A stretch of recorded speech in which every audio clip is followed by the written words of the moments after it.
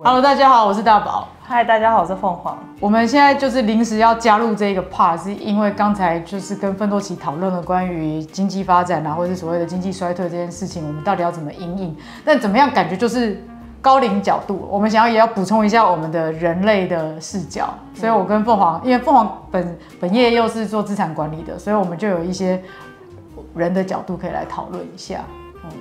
所以你刚刚听完奋斗期的问题，你觉得最大的困难点是什么？其实我觉得最大困难点是，人们会希望已有的千万不可以失去，我觉得这个是最难的。对，可是坦白说，我会觉得不管是股价，或者是房价，或者是任何一个东西的价值，它其实是完全由人们来制定的，它是会时高时低，就很像是巴菲特会说，股票市场别人恐惧的时候你要贪婪，然后人们贪婪的时候你要恐惧，这就说明了其实股价完全是建构在人类的情绪上面的。那如果股价跟人的情绪是一样的意思的话，那不就表示不可能永远都涨啊？因为我们不可能永远都快乐，或是不可能永远都跌，我们不可能永远都伤心嘛。那我们就是要去接受到说，股价就跟我的情绪、跟我的念头一样，它就是时高时低、时有时无。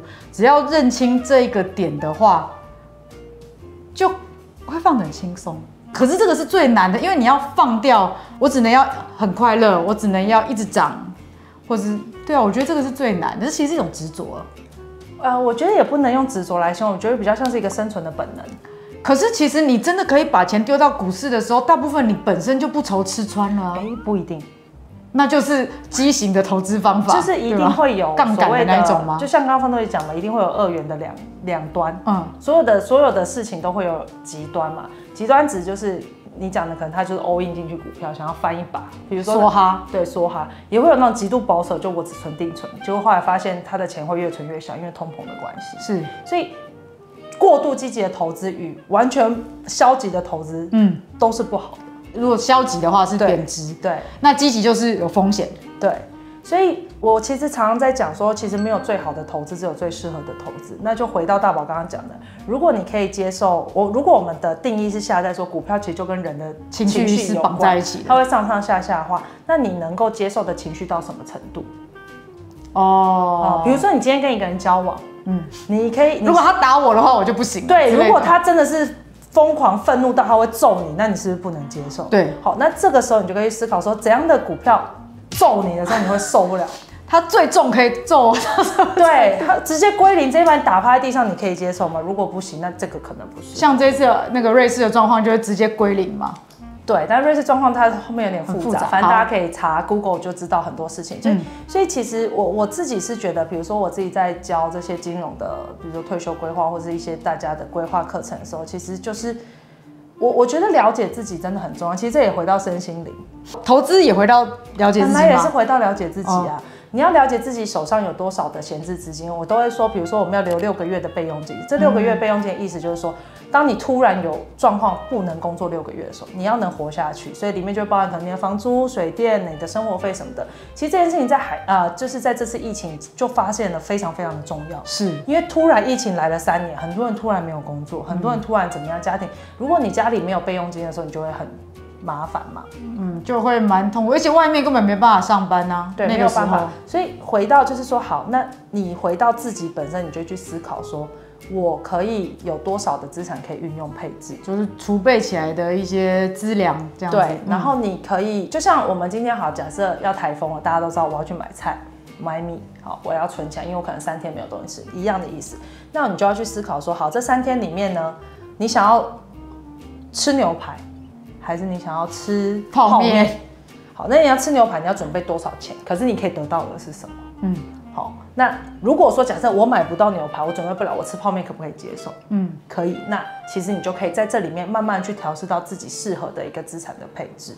但是呢，我还是要讲一句很重要的事情，就跟自己一样，你的人生又要回到路很长，你在这边进进出出杀，其实你的路还有这么长。你意思就是说，进进出出的散户其实是最傻的吗？对，其实都在帮别人抬轿啦，坦白说。但是呢很难哦，因为你突然有个50%的获利，你会不会想获利了结？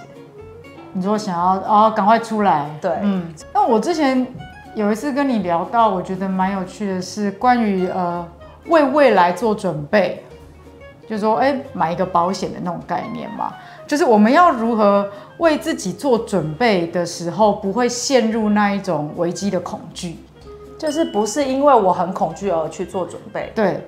我不会因为我做了这准备加深了我现在的恐惧。对，我不会因为想说啊，我老了以后没钱花，所以我现在才来存退休金，或是经济衰退之后我会死得很惨，所以我现在才来准备这一笔备用金。就是我们要如何在准备的同时，不去加深恐惧。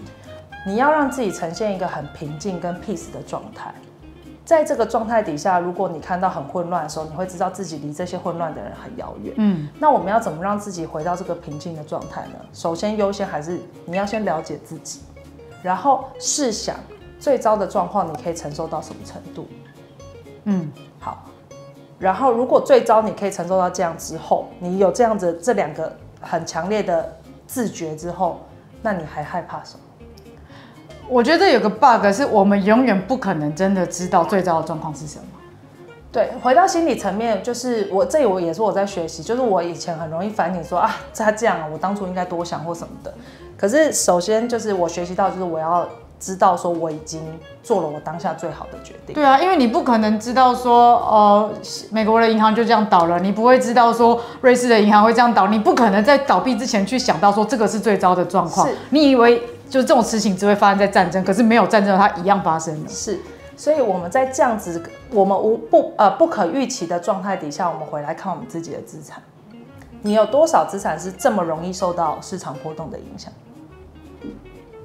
其实所有东西都会受到，只是看你把它放在哪里。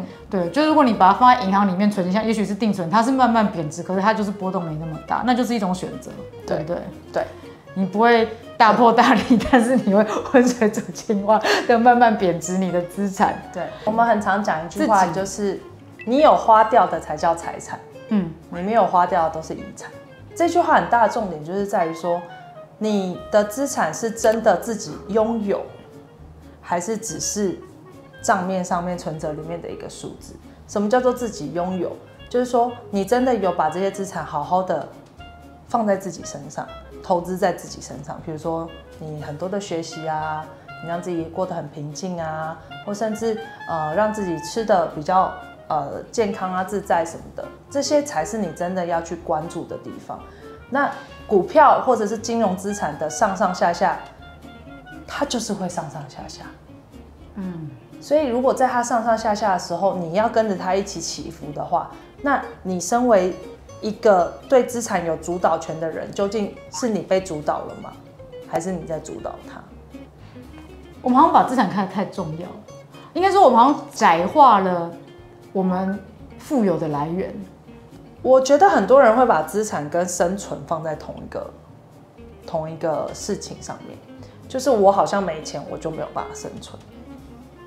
可是我们回想，像刚刚芬多奇说，如果我们回到部落时代，树上有果子吃，你还是可以活得下去啊。对啊，所以重点好像是在于那个解决问题的能力，或是那个生存下来的能力，那个你的本事才是永远不会被市场经济给夺走的那一个啊。对，所以我觉得其实就是回到他刚刚提，比如说大同世界或什么，我的感觉是，如果我们自己已经做好自己，然后我们有更多的体力力气的时候，你与其去担心这些的变化，不如好好的充实自己，多一项技能啊，或者是说多一个视野的开拓，然后让自己回到一个平静的一个状态。